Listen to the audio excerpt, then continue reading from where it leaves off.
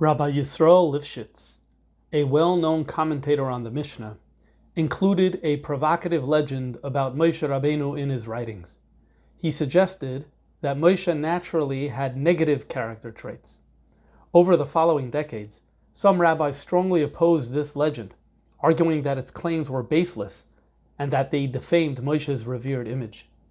In this class, we'll talk about the origins of this controversial story, look at both sides of the debate, and explore why this account struck a chord with many Chasidic authors.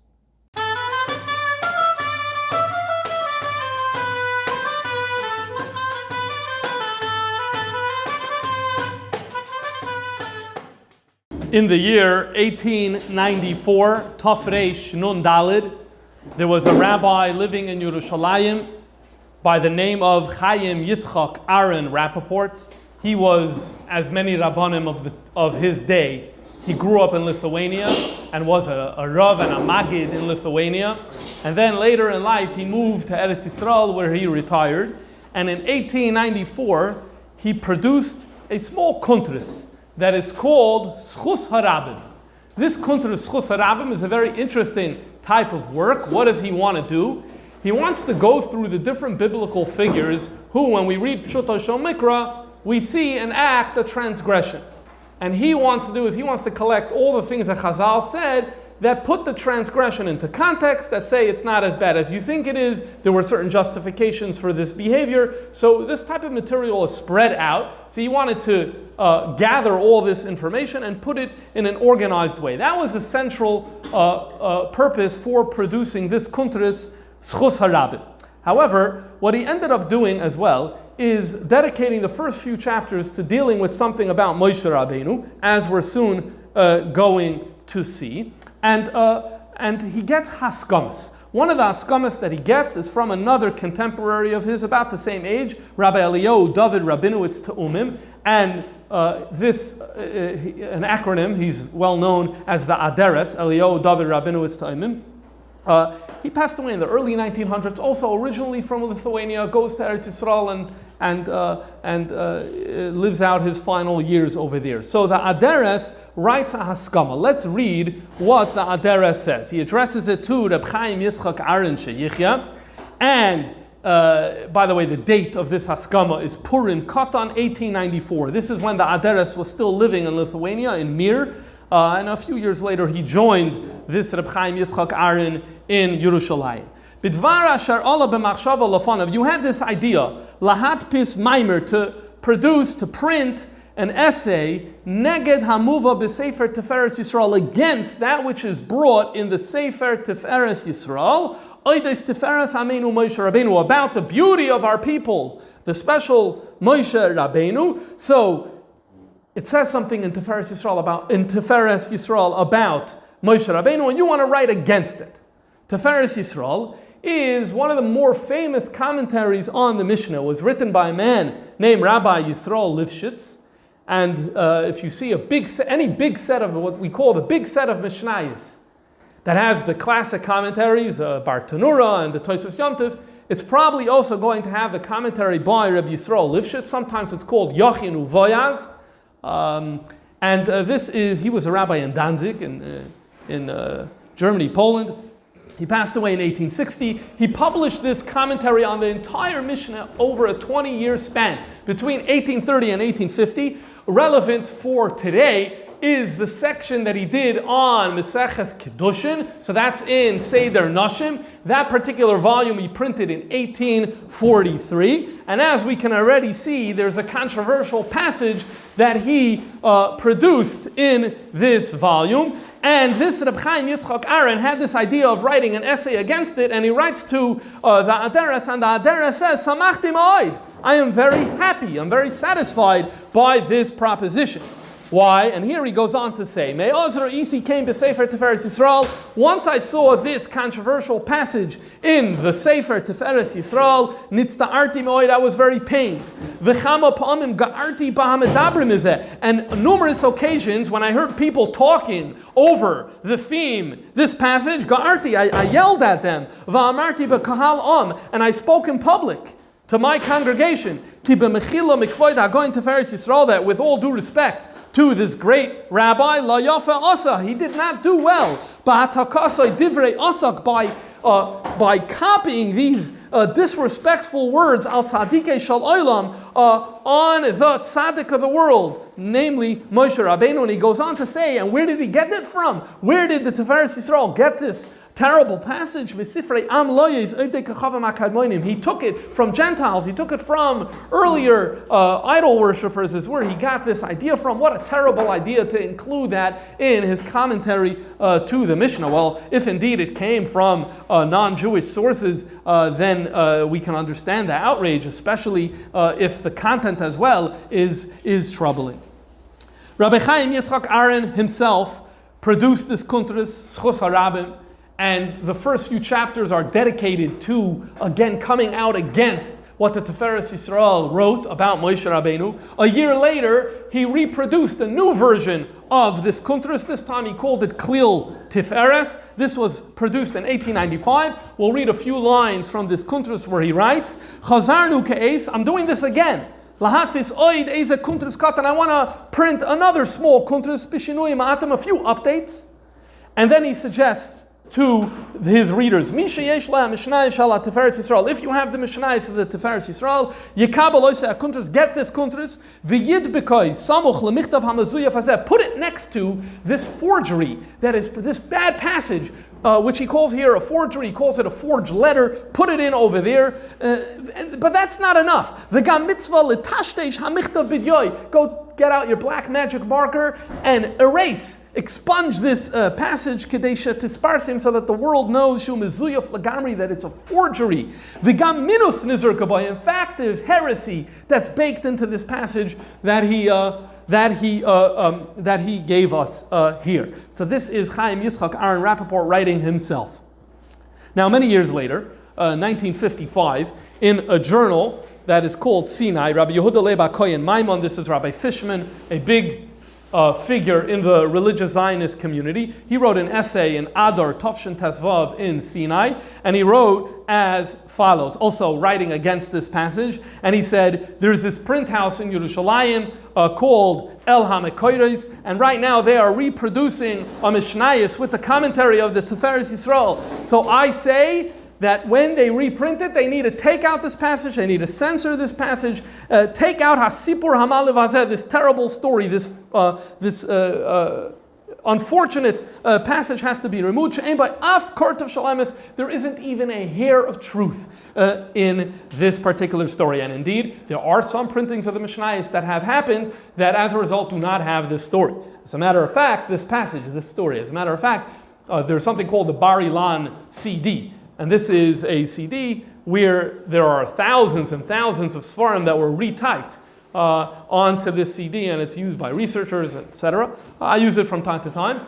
The Bar Ilan CD does not have this passage. It was removed. Presumably, when they typed the Mishnayos with the commentary of the Tiferes Yisrael, they were using an edition that had censored it out, per the directive of Rabbi Yehuda Leba Kohen Maimon. So this really all goes to show about how controversial this passage was and how outraged some of the rabbis over the past 100 years or so were, 130 years, were about how they were outraged about this particular passage. But the typical Tiferes Yisrael, at least the Zecher Chanoich edition, which I think is the most popular one today, does have this particular passage. So it really is a case-by-case basis. So what is this controversial passage? What is all the outrage about? So here, let's turn to the words of Rabbi Yisrael Lifshitz in his commentary to Tiferes Yisrael, where he writes as follows. I'll tell you the context after we read the passage itself. V'hu al pi, I'm going to explain whatever he's talking about, based on Mashamatzasi Kosov, I found it written somewhere, Dvar Nechmad, something cute, something nice, something geschmack. He says, doesn't say where he found it written, but he says he found it written somewhere. He doesn't tell us where. That's very interesting. I decided to, using the Bar Ilan CD, to put in the words Matzasi Kosov, and to see when he uses that term. I found that he uses that term 2 other places.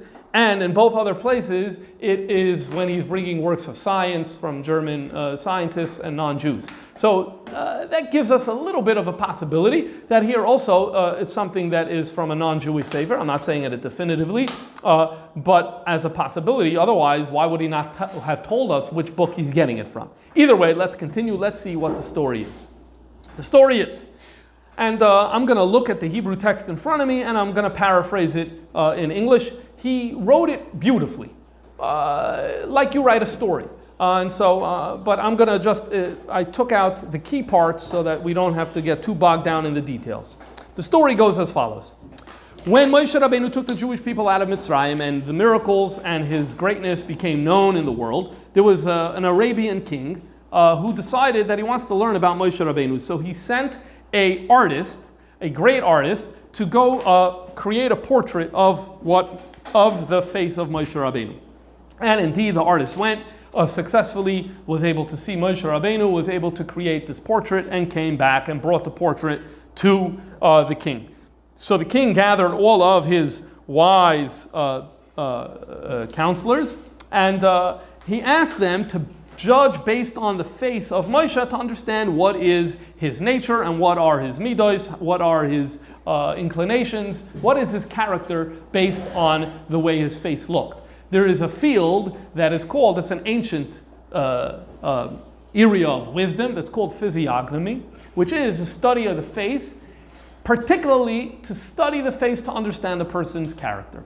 And so I guess he has some physiognomists in his palace, and he's asking them, tell me about Moshe Rabbeinu. And they answered, if we're judging based on this picture, then we're dealing with someone who is a bad person, someone who's an arrogant person, geyos, v'chemdas hamamain, he craves cash, uvishridus halev, he just wants to do whatever he wants to do, uvachol chasreina shaba'olam. In fact, every single disadvantage that it is possible for a human being to have, this Moshe Rabbeinu has. So the king got very angry, and he said, well, this doesn't make any sense, because everything I hear about Moshe Rabbeinu is he's a great leader.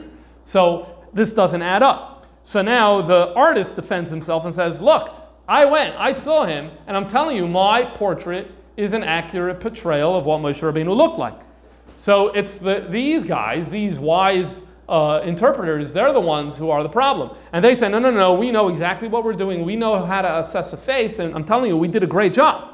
It's the artist who must have messed up some of the signs that we were reading, and that was the problem. So the king says, okay, he has no choice. He is going to travel to see for himself. So he travels El Toich Machane Yisrael, and he finally sees Moshe, and indeed, he takes out the picture. It's a perfect match. It's a perfect match. The artist created a very accurate portrayal of what Moshe Rabbeinu looks like. So he goes to Moshe Rabbeinu and says, okay, so clearly the artist was accurate, so it's these wise people that they don't know how to interpret a face. These physiognomists are all frauds. And so, there's going to be consequences to this. So Moshe Rabbeinu says, hold, don't rush to judge.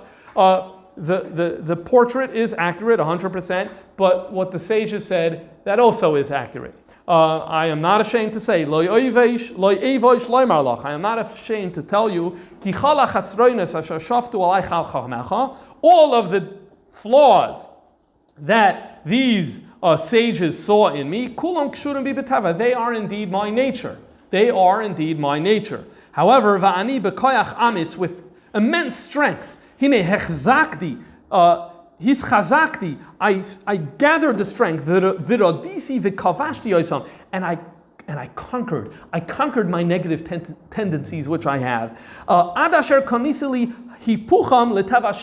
Until I reworked my character, that now I have a new identity, I have a new character. But they're not wrong, because what they're seeing is the character that I was born with, and the character that I was born with is vicious, is selfish, is negative, all of those negative traits. It's just that I worked on myself to become a much better person, and so therefore don't think that they did a bad job. This is the story that the Tiferes Yisrael writes. He calls it a davar nechmad, a nice story. Why is he saying this story? He says this story because he's dealing with a very difficult passage in Mishnah's Kedushin that says, Tov sheberoifim legehenim. The best of the physicians are going to Gehenim, are going to hell. And obviously the question is, what does the Mishnah mean? What is the Mishnah trying to say? So his interpretation is that Tov sheberoifim, if you're from the best physicians, it means you're also from the most arrogant physicians, which means you're not going to consult with your friends. And it means you have a tendency not to look it up in the medical books, just to go by your own judgment. Doesn't mean you're going to do that, but you have that tendency to go it alone. And that tendency to go it alone means there's a strong likelihood that you're going to mess up. So, Tov sheberoifim, if you're indeed from the best of doctors, which means you're probably from the most arrogant of doctors, then li gehenim, you have an inborn tendency. You are in a situation, I wouldn't call it an inborn tendency. You are on a path that could lead to Gehenim. But it's not inevitable. You could conquer that. You could say, although because I'm the best and most arrogant doctor, so therefore I'm not going to consult with my friends, you could fight that tendency and consult with your friends. You can fight the tendency and look up the question and double check in the medical books. And when you go ahead and when you do that, so you're like Moshe Rabbeinu who fought the tendency. It's only la Gehenim. It's only like you have a predisposition to land in Gehenim. It doesn't mean you're going there. That actually depends on you. Just like Moshe Rabbeinu had a predisposition to negativity, it didn't mean he was negative in actual life. He fought with himself and became a different person. You, doctor, you could fight with your predisposition to ignore others and ignore what it says in the medical books, and then it's only la Gehenim that you were predisposed to Gehenim, but you're not going to end up going there in actual fact if you fight the good fight. This is the reason he brings this story. Now, when we look at this story, I think it's fair to say that there are 4 types of problems you could have with this story. Problem number 1 is you can say that the Torah has a lot of information about Moshe Rabbeinu. Medrash has a lot of information about Moshe Rabbeinu. Gemara has a lot of information about Moshe Rabbeinu, details of his life. And this story is not present in any of these sources. And that's one type of problem you could have with this. And indeed, the Adares, the one who gave the Haskama to the Kuntras Chus HaRabim, wrote exactly that in his letter. In his Haskama, he writes, Ulefi miut bikiusi v'zichrani adal, going by my knowledge and my memory, there is no hint to this story anywhere in the teachings of Chazal. That's one type of problem you could have with this story. Now there's another type of problem you could have with this story, not focusing so much on the story part, but focusing on the message. What is the primary message of this story? That Moshe Rabbeinu was born with a terrible character, with really a vicious character, a mean character, a terrible character. And you could say, I don't want to focus on the story. Let's just focus on that detail. Does that add up with what Chazal say? And this is the main point that Rabbi Chaim Yitzchak Aaron Rappaport in these Kuntresim, first Chos HaRabim and then Klil Teferes, his main point is this. If you look at Chazal, don't worry about the story. If you look at Chazal and how they describe Moshe Rabbeinu and Moshe Rabbeinu at birth, we see them describing a perfect being. So let's have a small taste of this. We're not going to do all of the sources. A small taste of this. Soita daf yud beis amud aleph. The Gemara tells here on the pasuk Vateira oisa ki toivu that the mother saw that Moshe Rabbeinu is good. What does it mean that the baby is good? What does this mean? Reb Nechemia says Hagun l'Navius. It means she was able to tell this is a Navi. This is someone who's set up to be a Navi. Others say Acherim oimrim noilad kishahu mol, which also brings out circumcised. He was born circumcised. In other words, it probably doesn't only mean a physical thing. The physical thing represents that a lofty spiritual level that this child had already was holding at. Chachamim oimrim, b'shasha noilad Moshe nismale habayis kulei, the whole home was illuminated. However, we're going to understand exactly what that means, but it sounds like we're dealing here with such a great tzaddik whose impact on the environment is immediate. And this is derived from Exeda Shava. It says, it says that when Hashem created the world, Vayar Elokim es ha'or ki toiv, it uses the word ki toiv in both places. So just like there, it was talking about this immense special light. That immense special light is what Moshe Rabbeinu exuded in this home. So says Reb Chaim Yitzchak Aaron Rappaport, look at all these sources. How is this compatible with a being who's born with negative character traits? It just doesn't add up. He also spent a lot of time going through Zoyars, because you may say, oh, well, Nigla is one thing, but what happens if you look at the Kabbalistic sources? Well, here, in fact, it only confirms this idea where we see the Chazals talking about the perfection of Moshe from a very young age. Says the Zohar in Idn Rabbah, Parshas Nosoi. B'cholu aser dishma atkar trezimni. Any time the Torah has a name twice, for example, it says Vayomer Avram Avram, or it says Vayomer Yaakov Yaakov. I don't know if it's Vayomer, but it says Yaakov Yaakov. It says Shmuel Shmuel. Each time, if you look in the Torah, you'll see a psik, a line, a vertical line dividing Avram Avram. So the Zohar asks, why do you have that line? You have that line because there's two Avrams. There's the earlier Avram, there's a later Avram. There's the earlier Yaakov, there's a later Yaakov. There's the earlier Shmuel and the later Shmuel. What does that mean? The earlier Avram was Kadma Aloy Shlim, was not an entity that was complete. Only after he went through the Asara Nisyonos, his biography developed. When you reach chapter 10, then you say, this is a complete Avram. But when he was born, it's before the Asara Nisyonos. So he's not a complete Avram yet. So therefore we want to create a division between the early Avram and the later Avram. But the one exception is the Zohar, says the Zohar in Parsha Shmois, when it says, when the scene of the burning bush, and it says, Moshe, Moshe, there's no line there.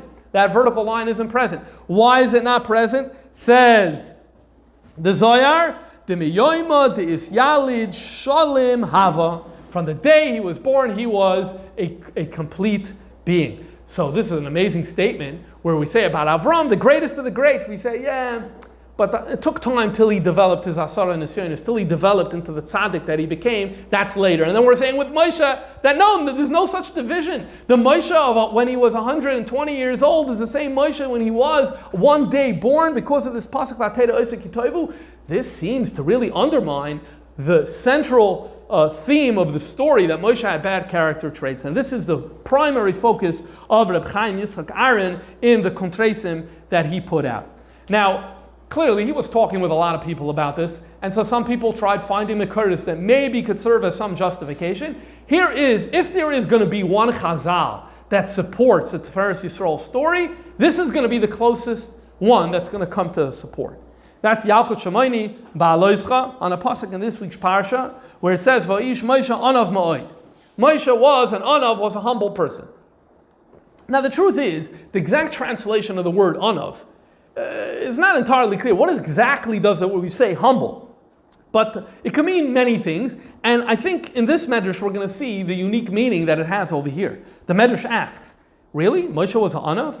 But we find in Parshas Matos, where is a Matos or Maseh, the end of Bamidbar, where Moshe Rabbeinu turns to the Shvatim that wanted to stay on the eastern side of the Jordan River, the Bnei Gad, the Bnei Reuven and Bnei Gad, and he says, "V'nei kamtem tachas aveisechem." You guys, you don't want to go into Eretz Yisrael. You're just like the Meraglim. And he says, "V'nei kamtem tachas aveisechem tarbas anosh and chatoim." You're a culture of sinning people is what you are. You're taking the place of your ancestors who sinned, and you're doing the same thing, which is really terrible. Says the Medrash, "Havakasha haya." Here we see that he's a tough personality. Look, he's talking tough. Okay, that's what I meant before when I said with the word anav, you'd say, okay, you could be humble and still talk tough. But it seems this Medrash is understanding it as a personality thing. Are you a tough guy when something, you need to say something, you're going to say it and you're going to use strong language and you're not afraid to confront someone? Anav is more like a meek person. So the Medrash says, was he an Anav? But look how Moshe Rabbeinu speaks strong. He speaks truth to power. And for the Medrash, Ela shaya shoylet b'yitzray. Enochanami. Moshe, by definition, was more of a kasha. He was more of that in-your-face type of guy, the loud person, the one who confronts, the one who's outspoken. He became an Anav by being shoylet b'yitzray. He controlled his character, turning himself into more of the meek person, into the Anav, rather than the strong person. So people told him, our friend, I keep on forgetting his name, Rabbi Chaim Yitzchak Aaron Rappaport, people said, this is a shtickle mucker for the Tiferes Yisrael, because here you see, it uses the language shoylet b'yitzray, that Moshe Rabbeinu had one personality and he behaved differently, so that gets us a little close. And he dedicates a chapter to deal with it. I don't want to get too much into it. I just will say, is that even when we see this medrash, we have to recognize that in this medrash we're dealing here with one specific thing, the character trait of being a tough personality or a more pliant personality. This is very far from talking about some of the language that the Tzveres Yisrael had over there. Kol hachasroinis in the Sheba Oilam, Ra ma'alolim, Geos, Chemdas hamamoin, Shriros halev.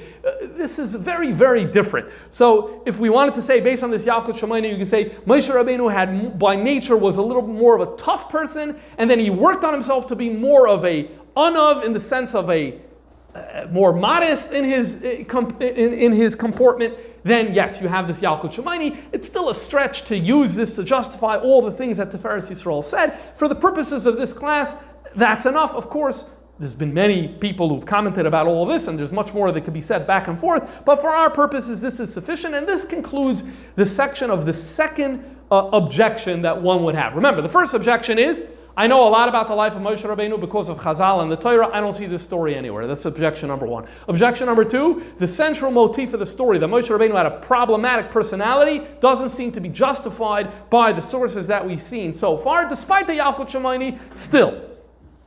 Now there's another objection someone could come along, and that is you could look at the story and you could poke holes and say some of the details here don't add up. And in his Kuntres, Reb Chaim Yitzchak Aaron does that as well. In fact, this comes from a letter he quotes from another Rav who was living in Yerushalayim, also someone who grew up in Lithuania. His name was Reb Moshe Yehuda Leib, who was once the of Bezdin in Brisk, Rabbi Diskin, and he made Aliyah, came to Eretz Yisrael in the late 1800s or early 1900s. I don't remember exactly the year. He came to Eretz Yisrael in 1877. He passed away in 1898. And he discussed this with Rabbi Diskin. And one chapter in his Sefer, he says, he reproduces what Rabbi Diskin said. What does he say? He says, the main point I'm going to focus on over here is he says, how is it possible that Moshe Rabbeinu is available for this artist to come and take a picture of him? Is Moshe Haya Mekoyma, I'm reading the second paragraph of this passage, Moshe Haya Mekoyma b'machane Levia lifnim me'anane Yaakov. Moshe Rabbeinu is, you have to go through Machne Yisrael, you have to go through Machne Levia where the Levium are, and you have to go through the Anane Akave to get to Moshe Rabbeinu. How is this artist making it in? And we really think that Moshe Rabbeinu said, oh sure, yeah, I'm going to sit down here, take my portrait. How does this working? Then he brings another problem. He assumes, when would this story happen? After the Chet HaEgel. After the Chet HaEgel, you have Moshe Rabbeinu coming down, and his face is shining. The Torah describes at the end of Parshas Kisisa. And so it's an awesome experience to see Moshe Rabbeinu's face. And so the custom becomes that Moshe Rabbeinu wears a mask. And only when he's teaching Torah to Am Yisrael are they able to see his face, the shining face, the Shekhinah on his face. But other than that, his face is covered. When he's speaking to Hashem in the Mishkan, his face is uncovered again. But when he's just around, we don't want random people seeing him. Even Am Yisrael is not allowed to see him when he's not teaching Torah. And Moshe Rabbeinu is wearing a mask from the time of the Chet HaEgel. Presumably, this lasted the entire duration of Moshe Rabbeinu's life.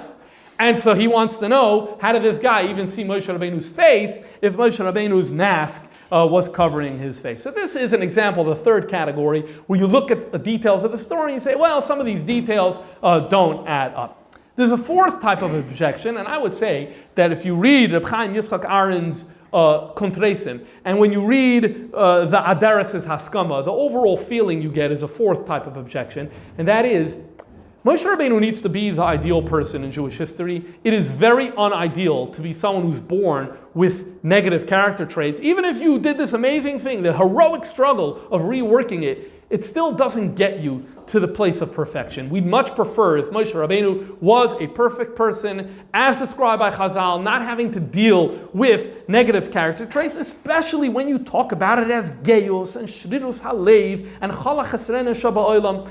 Again, it's very heroic if someone's able to rework it, and it's an amazing thing, and Hashem derives tremendous nachas ruach from that.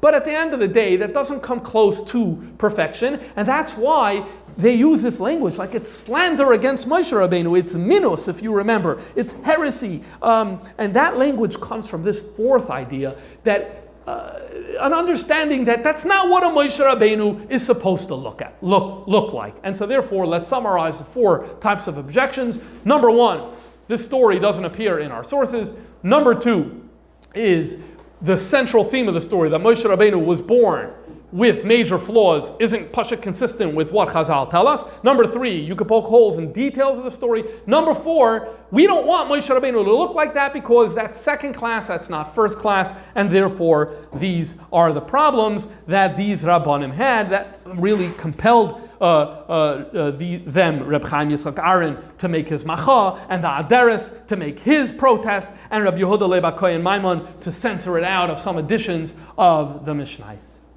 Now the truth is that this story exists in Jewish literature before the Tiferes Yisrael as well. And in fact, people told this to Reb Chaim Yitzchak Aaron. They said, one of the defenses was, hold on, there are earlier sources in Judaism for this story. So he writes in his Kuntras Chus HaRabim, toward the beginning, he writes the following: I've heard from some people that the story of the Tiferes Yisrael is actually in an earlier sefer, not only in a random sefer, it's a very chashuv sefer on the Jewish bookshelf. Which sefer? The Shita Mikubetzes. He calls it here Shita Mikubetzes HaChadash, and that's because there was the Shita Mikubetzes for Meseches Nedarim was printed in the year 1860 in Berlin for the first time, so it was relatively new in 1890. It's only 35 years old when he's writing, and so people came to him and said, there's Tiferes Yisrael has something to rely on. He has a Shita Mikubetzes. Shita Mikubetzes was written by Rabbi Salah Ashkenazi. He was a Talmud of the Radvaz. They say he's a Rebbe of the Arizal. He lived in Mitzrayim and in Eretz Yisrael in the 1500s. So this is a very, very chashuv source. So you can imagine Reb Chaim Yitzchak Aaron went quickly to check up what the Shita Mikubetzes said. And what did he find there? He writes, it is absolutely no source whatsoever for what the Tiferes Yisrael says. So let's read what the Shita Mikubetzes has over here. This shtickle of Shita Mikubetzes is quoted in the name of Reish Aleph Mem. Re'im. So the big question is, who is this Re'im? Because the printers, the ones who printed this in 1860, they write, based on, and it's not the only time. Many times, Shita Mikubetzes and Meseches Nedarim is bringing the Re'im. So they say it's Rabbi Elazar Mimetz. If it's Rabbi Elazar Mimetz, then you're dealing with one of the early Rishonim in Ashkenaz who lived, if I recall correctly, in the 1100s. So then you're saying the story goes all the way back to him. But I don't know, I'm not 100% convinced. It sounds a little out of place for this story to come from Rabbi Elazar of Metz. But anyway, this is what, and then when Moshe Rav Kook reprinted the Shita Mikubetzes, they also said, yeah, it makes sense, that's Rabbi Elazar of Metz. All right, what's the story? The story is as follows. There was once a wise man. He sent his image, a portrait of himself, to a physiognomist. And someone who's good at this. Now, when the physiognomist looked at this, Nitman Pone Mibiasuse Dahu Partsuf. The looker, the second sage, the one who's doing the analysis, goes like this. He grimaces and gets afraid from looking at the face of the first sage. So they ask him, why are you so upset at seeing this image? He says, this face is the most evil person. She'en kidub masai. He's a chamdan. He craves more and more. Noyef, he's an adulterer. Listim, a thief. Ve'en lahabed of elav. You shouldn't look at him at all. Now, I want you to realize this is much worse than the description in Tiferes Yisrael. Tiferes Yisrael did not have the word noyef. Tiferes Yisrael did not have the word listim. Tiferes Yisrael did not say Adam Rasha Ein Kidud Masai, that no one as bad as this. Tiferes Yisrael didn't have Ve'en lahabed elav, that you're not allowed to look at it. Okay, this is much worse. All right, so now the shliach is scared to go back to bring the report to the first sage because he doesn't want his master to hear this. So the first sage says, oh, you got to come back, bring the report, and he's delaying. Then he says, just come back, don't worry. And he finally comes and he says, oh yeah, you want to know what the physiognomist said? He said, you're the worst person ever. So he said, don't worry. Minakoil Omar Emes, everything he said is true. Indeed, I struggle with my Yetzer Hara. It tempts me and tries to convince me to do all of this. The wisdom in me, I have moyach shalat al alev, to use a Tanya term, and so I don't engage in any of this. This also, by the way, is a little different from Tiferes Yisrael. Tiferes Yisrael has Moshe Rabbeinu as someone who already has a Teva Sheni, as someone who's already worked through his character. Here, the person is saying, I currently struggle, I currently have all these difficulties, and but nonetheless, I'm withholding from acting on it, and so therefore the description of my face is actually correct. What is his point? His point is, Rebbe Eliyahu David, not Rebbe Eliyahu David, Reb Chaim Yitzchak Aaron Rappaport's point is, this is no raya for anything, because what's the key factor that's missing? The hero is missing. It doesn't say a word about Moshe Rabbeinu here. So clearly the story exists, but it just says Chacham Echad. He says, in fact, there's every reason to believe that it's a story about a non-Jewish sage. Why? Because the answer doesn't sound Jewish. The answer is, HaChachma shabi ma'ina, because that my wisdom keeps me away from it. That's not how a Jew would answer. A Jew would answer that with Hashem's help, Omalei HaKadosh Baruch Hu Oizer, is a Gemara. Were it not for Hashem's help, you wouldn't be able to defeat the Yetzer Hara. That would be a Jewish response. So, yeah, the Shita Mekubetzes, in the name of their aim, brings you a story. It's something we can learn from, and so it's very good that we have this story, but this has nothing to do with Moshe Rabbeinu, and so therefore we have no right to use this as justification. And there are other sources that have this story before the Tiferes Yisrael. There's a sefer printed in 1759 in Izmir, the Ottoman Empire, by a man who has produced a number of Musar works. His name was Rabbi Eliyahu Atmari. This sefer is called Medrash Eliyahu, and here he produces the story, and indeed, the hunch proves correct that who is the hero of the story? The sage is Aristotle. Aristotle is the one who sends for his picture, and Aristotle is the one who says, everything that the sage said about me is true. There's my nature, and then there's me who controls it. Chachmasi goiveres al roya mazali. I indeed have a bad mazel. Here, mazel means the character that a person was born with, but my chachma overrides it and is mevatel it.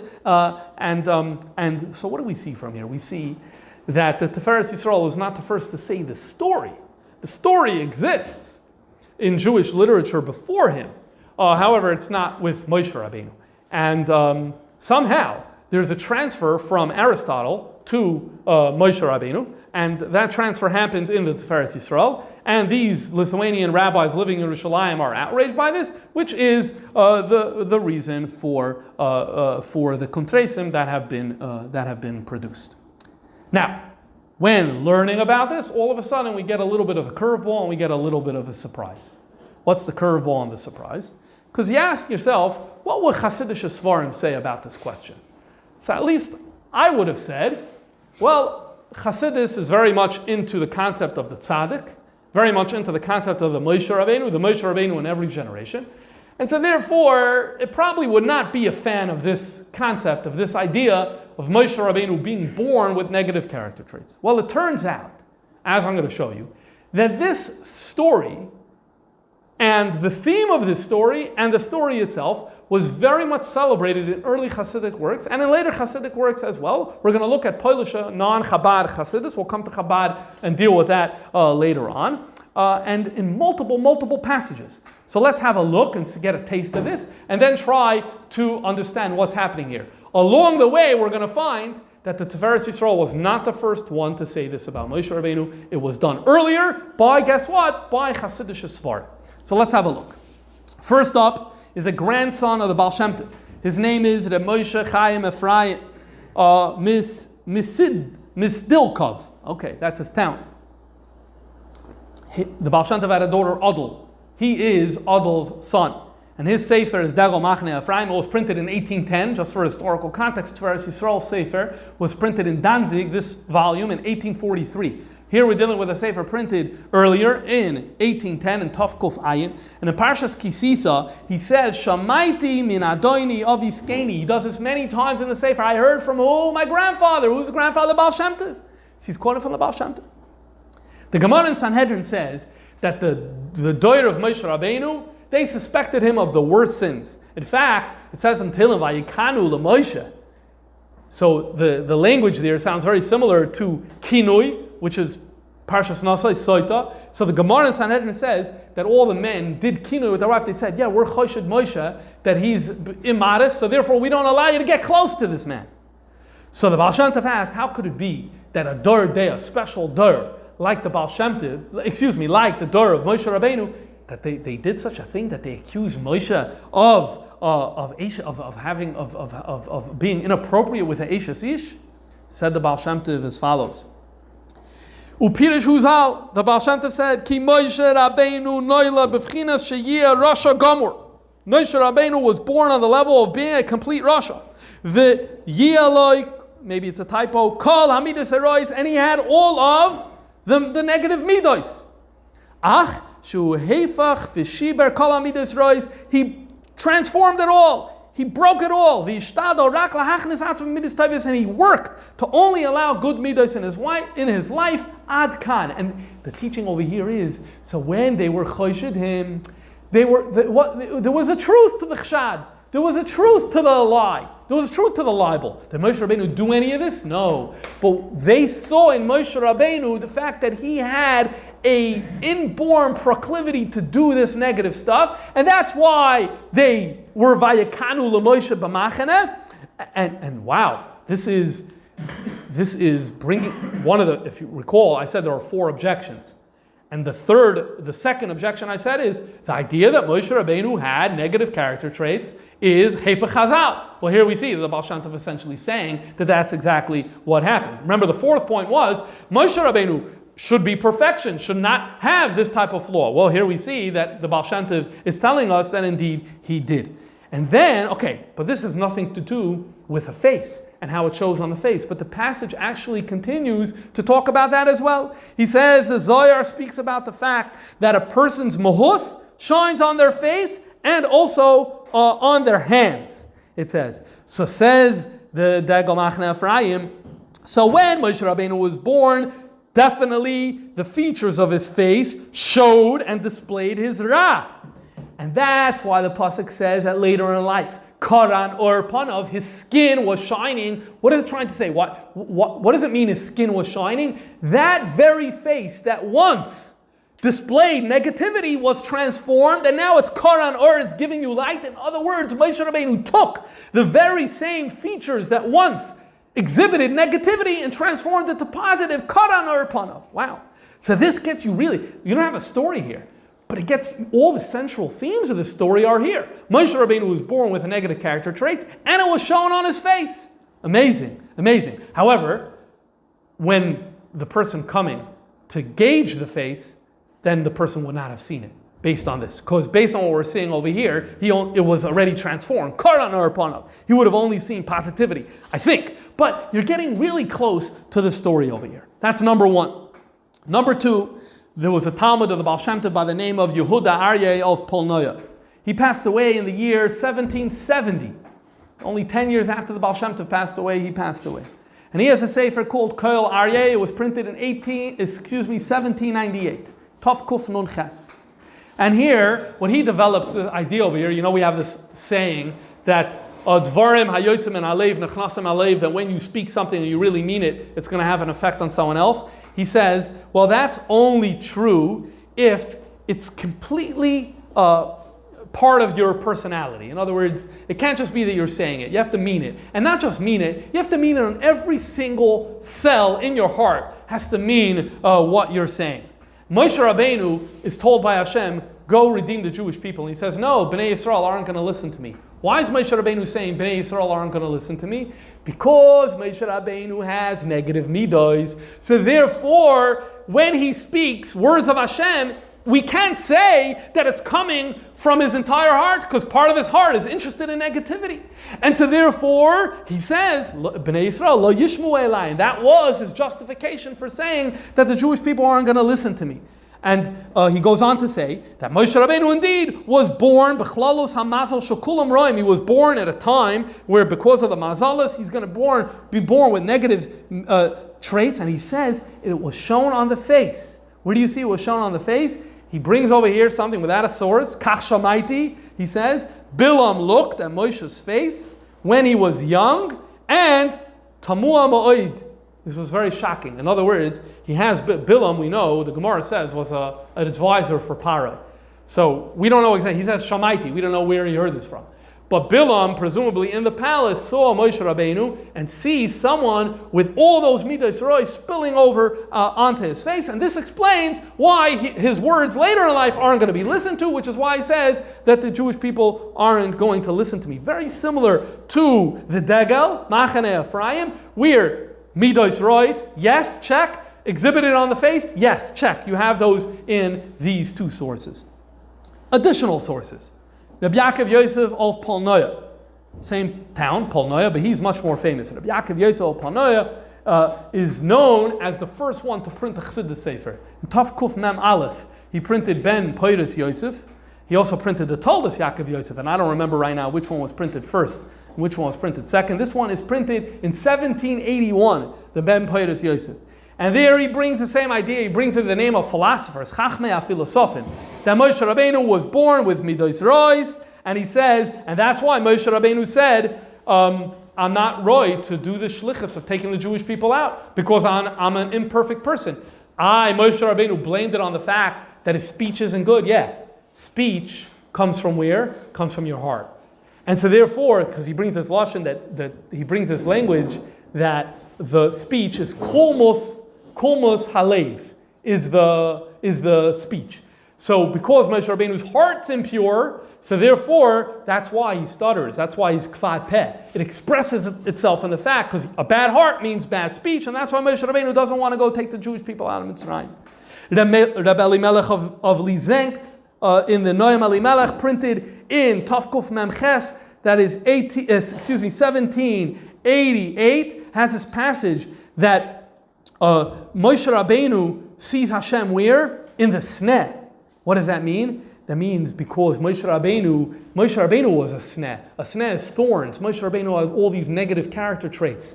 And he transformed them. He worked on transforming them, not completely, but he worked on transforming them. That's symbolized by the fact that the appearance of Hashem to him happens in a sneh, happens to him in the context of thorns. The Badichever in Kedushas Levi has a passage that expresses this point. The Reb Menachem Mendel of Vitebsk, Mendel Haradoker, who was after Mezritch Magid passed away, we know that the Alter Rebbe was loyal to him until he went to Eretz Yisrael. In his Sefer Priya Aretz has a passage very similar. There it's a little different. He says, Moshe Rabbeinu was a man of extremes. He says his milas were the greatest milas ever, and his chesroinus were the worst chesroinus as well. Tachlis hamidus harois. So here, at least it's balanced. He says that Moshe Rabbeinu was the best and the worst, but still you have that theme. Finally, and most importantly for our purposes, is in all of these sources, the central idea of the story is there. In some of them, just focuses on the fact midas rois. Some of them go so far as to add the idea of it expressing itself on the face, but none of them actually said a full story.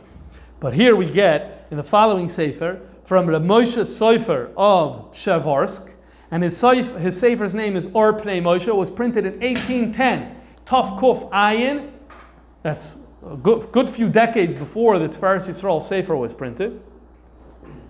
And he was a Talmud of the Maggid Mizrich. And let's read the long passage he has in Parshas Chukas. He writes, Shamaiti Yoimrim, I heard. Again, he's not saying he saw it anywhere. There's a lot of hearing going on over here. It's like an oral tradition. Shamaiti Yoimrim, that it says in a Sefer Maisa. That it says in a Sefer. It's not entirely clear over here, but I think he means that I heard that they said it's in some book. Which book? We don't know. And it says here a story. Now we're going to read the story. It's going to be very similar to Tiferes Yisrael's story, but you're also going to notice there are some differences between the two. So the story goes like this. There is a king who hears about all that Moshe Rabbeinu did, and he sends an artist to the Midbar to draw his face.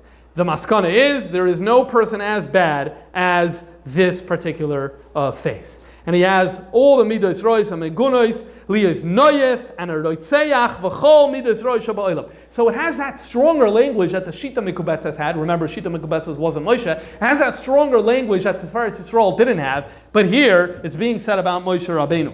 So the king says, well, you must be wrong because Moshe Rabbeinu is a great man, so you're going to have to be killed. And then he says, I'm sending another artist. So the second artist goes, but he sees everything the first artist did was completely accurate. So he goes to Moshe Rabbeinu and is like, I'm going to go back, I'm going to get killed. Help me out here. So the Moshe Rabbeinu says, no, you don't have to worry about it. Mi asher panav roim ad ma'od. If you have a really bad face, but you overcome that negativity and you transform it to positive, he is the person that has the real station of goodness. Because you chose to be good. It was hard for you. Ad kan shamaiti. This is the end of the story that he had. So some people want to speculate. Did the Tiferet Yisrael see it over here?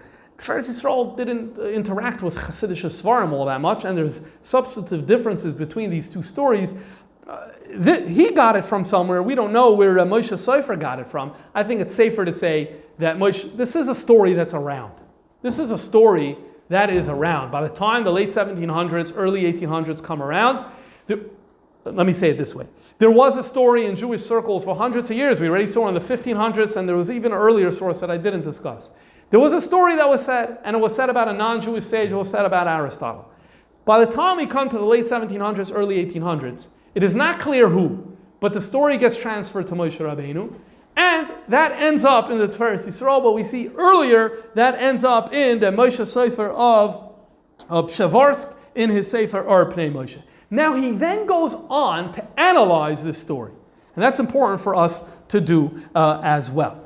And in other words, he's not someone who's accepting everything. Look, he writes, Hagam sheyesh lefakbek. I have a problem with this story. What's his problem? His problem is not the problem you're thinking of. His problem is a different problem. The pasuk says in this week's parasha, V'ish Moshe anav ma'od. How is this answer from Moshe Rabbeinu humble? The real humble thing he implies over here is that Moshe Rabbeinu should have said, you're right, that's me, Mr. Rotten. Right? Why is the Anav saying, no, this is better, it's a higher madrega to have conquered the negativity? How is that compatible with being an Anav? Now really, this itself is a subject. What is the definition of Anivus? Does Anivus mean to lie, speaking the truth? Which we're not going to get into. For our purposes, he is bothered that. He does see it as a contradiction.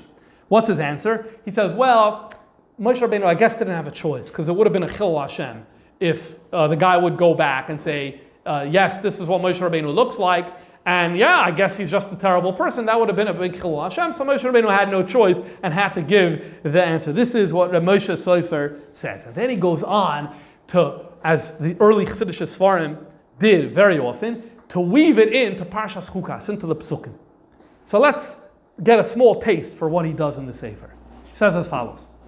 The Torah in Parshas Chukas says, Daber el bnei Yisrael v'yikchu elecha. Hashem tells Moshe Rabbeinu, speak to the Jewish people, they're going to take for you a para aduma. He stops right there. Daber el bnei Yisrael v'yikchu elecha. What does that mean? Take the Jewish people to you. Jewish people should become similar to you. Jewish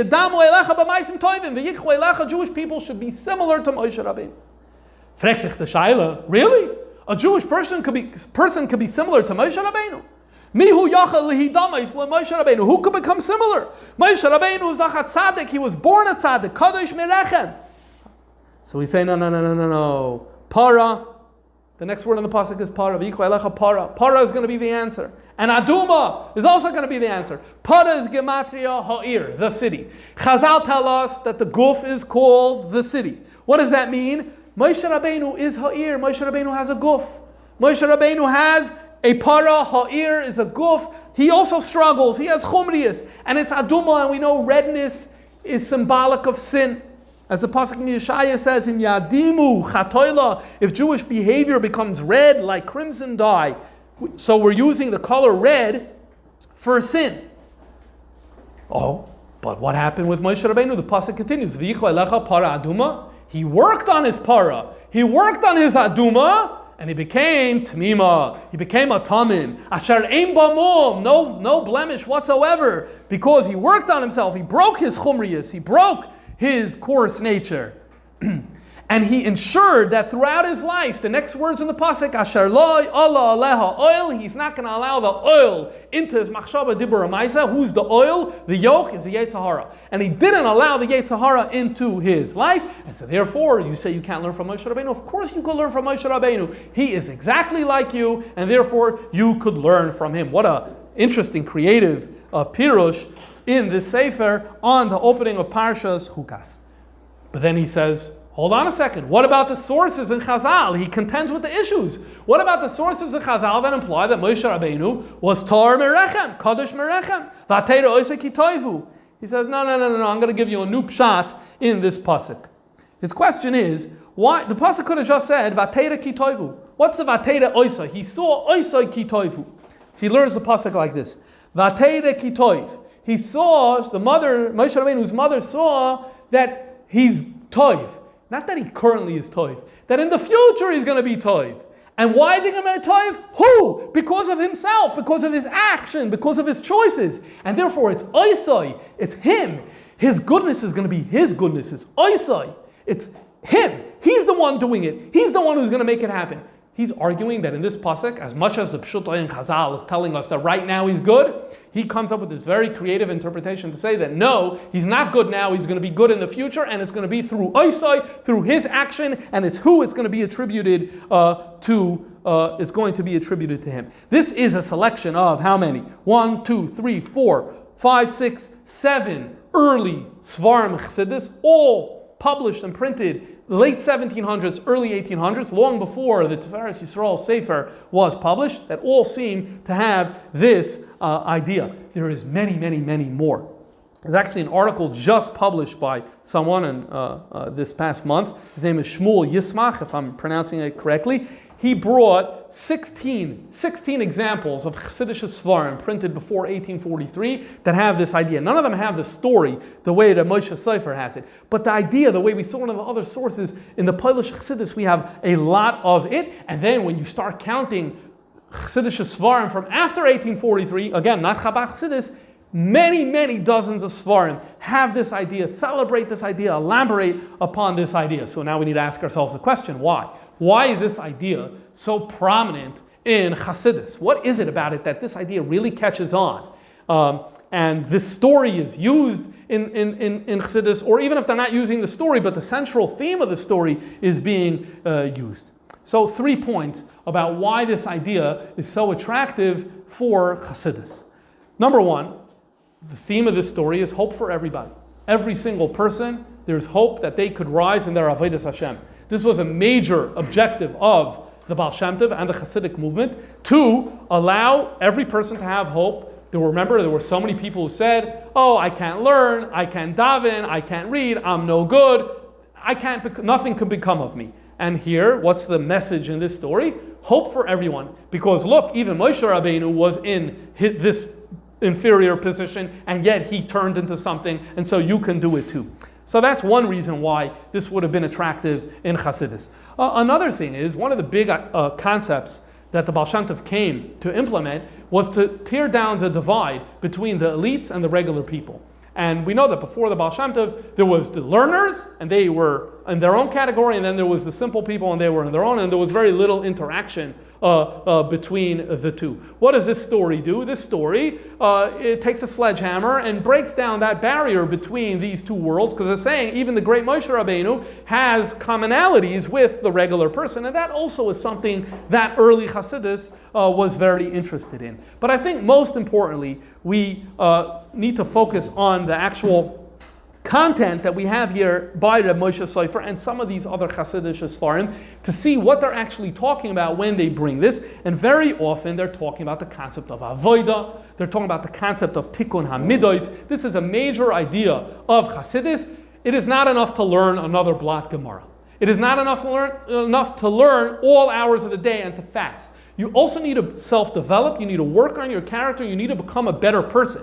And they said this to everyone, including the greatest lumdim, including the greatest scholars. They said this is something that you need to close the Gemara and you need to focus more on your davening and focus on your davening of how to become a better person with better midos. This is a major theme of Chassidus. What better way to convey it with this teaching? Even Moshe Rabbeinu is the man HaTorah, he's Ish HaTorah. If Moshe Rabbeinu had to do Tikkun Amidus, so then definitely you, Rabbi Avram, Rabbi Yitzchak, whatever your name is, in the Kloisen Brod, or in the Beis Medrash in Vilna, if Moshe Rabbeinu had to do Tikkun Amidus, you need to do Tikkun Amidus as well, and that's why you need Chassidus, and I think that's the main reason. I think the other points are valid as well, of why this story would have been so attractive to the early Chasidic masters, and why the themes of this story are present here.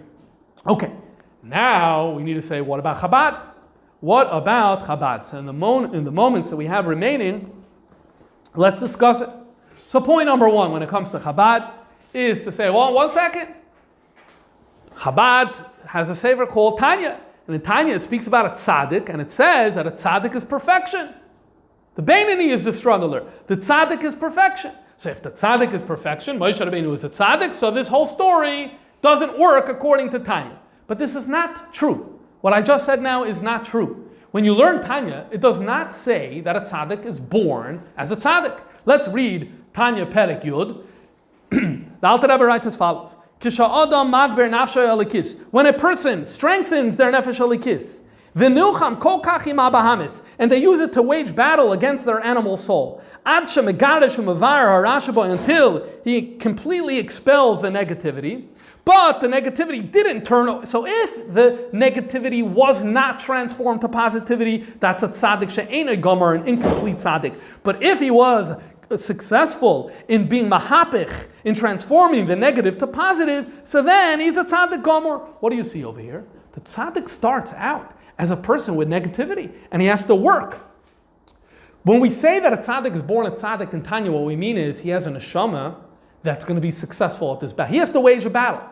But the Beinoni has a neshama that may never be successful in actually eliminating the ra completely. Machshava de bar maisa, the Beinoni could control. But fundamentally uprooting the ra from within, that person doesn't have the ability to do that. However, the tzaddik is created with a neshama that if he wages battle, then he could be completely successful. And so therefore, we should not think that this story is incompatible with the idea of being a tzaddik. It is very possible for this story to exist, to be true, and at the same time for a person to be a tzaddik. So now that we move that out of the way, let me just note that nonetheless, if you will learn the Maimarim of the Alter Rebbe and the Mittel Rebbe, and the Tzemach Tzedek Rebbe Marash, the Rebbe Rasham, the Fidik Rebbe, and the Rebbe, you will not find this idea.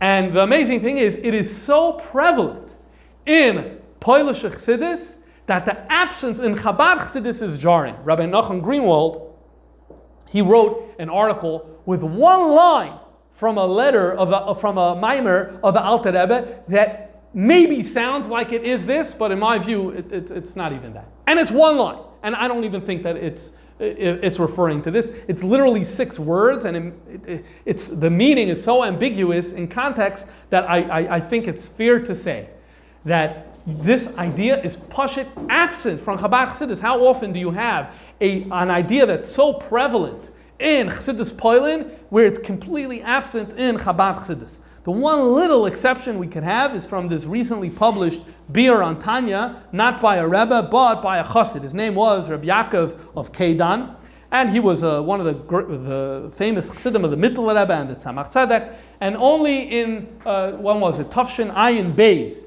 did they publish his commentary to the Tanya. And in his commentary to the Tanya, he writes as follows: Moshe Rabbeinu has 2 souls. He has a nefesh alikis and he has a nefesh abahamis. So he says Moshe Rabbeinu's nefesh abahamis was a madrega shveila ma'oit. And he cites a Gemara because we see Moshe Rabbeinu linked with Mazel Madim. We don't know where that Gemara is, but this is what he says. So he has a very low nefesh abahamis.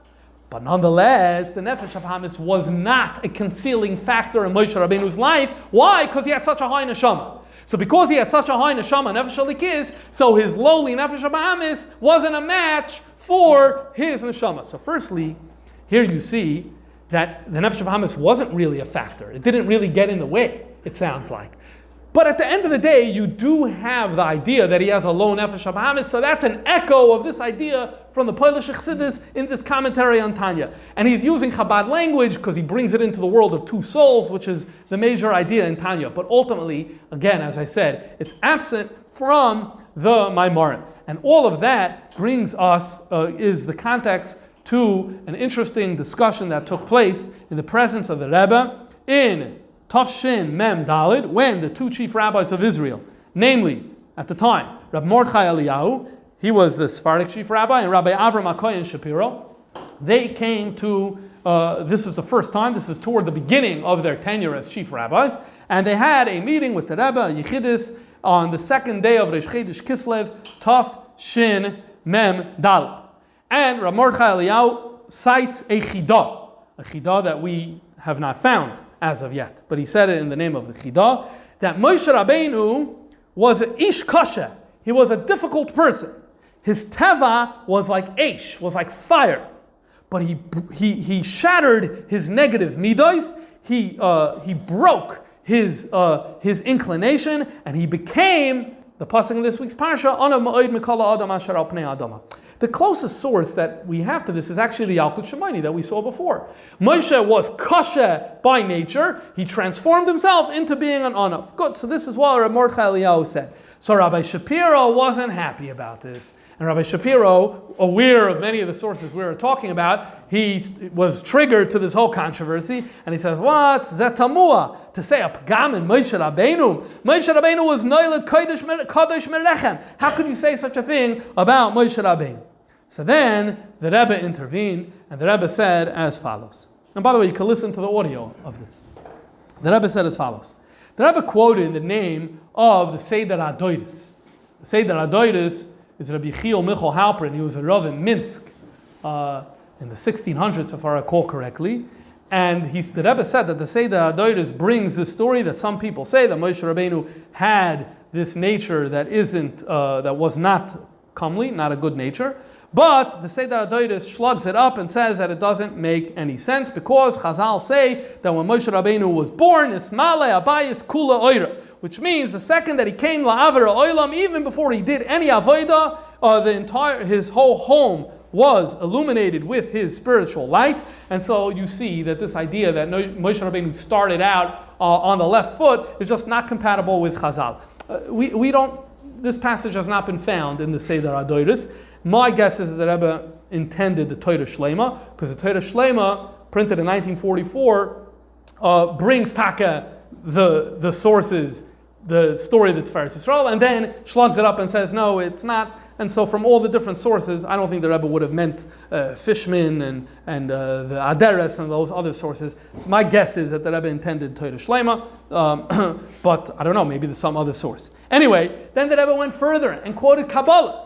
That in Kabbalah it says, what's Pshat? That Moshe was taken from water. We know that Moshe was discovered by Bas Parai in the water. Water is Amades Kasya, a very, very high spiritual level. Why? Because fish are in water. So that connotes the mindset of, I'm in Elikus, I feel Elikus, the same way a fish feels water. Moshe is min amayim mishisihu, that down here in this world, that's what it says in Chassidus, down here in this world he lived a water mentality, which means he had the mentality of, I'm just a fish and swimming in a pond of water. I'm part of Elikus, no separation between me and God. And so this is another proof that Rebbe said that the story that Moshe had to change something about his nature just doesn't make any sense, because again, this whole story is about Moshe from the time of his birth. Now Rabbi Eliyahu interjected and said, hold on, but there's a milo over here. Zem shemis gaber zekoach shel Moshe shehu gavar. This is the words he used. What do you mean? That's strength, Moshe Rabbeinu. That he had I like the story. He said it's an inspirational story. Why are you taking that away from me? So the Rebbe says, you want struggle. You want struggle. You could have both. You could be someone who's created b'shleimus, and then you could become a better person, a holier person through struggle. So any advantage you want for Moshe Rabbeinu because of the mitgaber, you can have it within Kedusha itself. So in other words, the Rebbe is not buying this idea. Then Rabbi Eliyahu went further, and he said, hold on, there's a Rambam. The Rambam has a discussion in his introduction to Pirkei Avos. The introduction to Pirkei Avos is 8 chapters, and so it's called Shmoina Prakim. In Perek Vav of Shmoina Prakim, the Rambam has a discussion. What's better, to be a Chasid or to be a Koivishis Yitzrei? Koivishis Yitzrei is someone who wants to do bad, but withholds himself from doing bad. Chasid is, I have no taiva to do bad whatsoever. I'm already in sync with what Hashem wants. What's better? The Rambam's maskana over there is that it depends for what. If it's stealing and killing, it's much better to be a Chasid. I have no taiva to steal, I have no taiva to kill. Why? Because you're supposed to get it that stealing is terrible. You're supposed to get it that adultery is a terrible idea. So I want you to say, I have no taiva for it, I hate it, I despise it. That's what I want of you, the Rambam says. But when it comes to something like shatnez, there's nothing wrong with wearing shatnez, there's nothing immoral about it. Hashem said no. So there it's better to be a koivishis Yisrael. I want to wear shatnez, but Hashem said no, and so I'm not doing it. Either way, Rabbi Eliyahu quoted this and said, so you see, the Rambam says there's a maila to be a koivishis Yisrael. And you're taking that away from Moshe Rabbeinu. Now the truth is, it's a little not much of a raya, because we're not dealing with Moshe Rabbeinu with a taiva to wear shatnez and a taiva to eat pig. We're dealing with noyif, listim, with negative things that the Rambam says actually it's better to be a chassid than to be the kovish. But either way, he ignores that and he says, the Rambam said it's better to be the chassid, better to be the kovish than the chassid. So the Rebbe says the same thing. When it says when Mashiach is going to come, the tzaddikim are going to do tshuva. What does it mean? This is a zoyar. What does it mean the tzaddikim are going to do tshuva? Not going from negative to positive. Within positive itself, again, you could struggle within the realm of positivity and become even a better person. And so you want that, give that to Moshe Rabbeinu. But the story, the Rebbe is not accepting.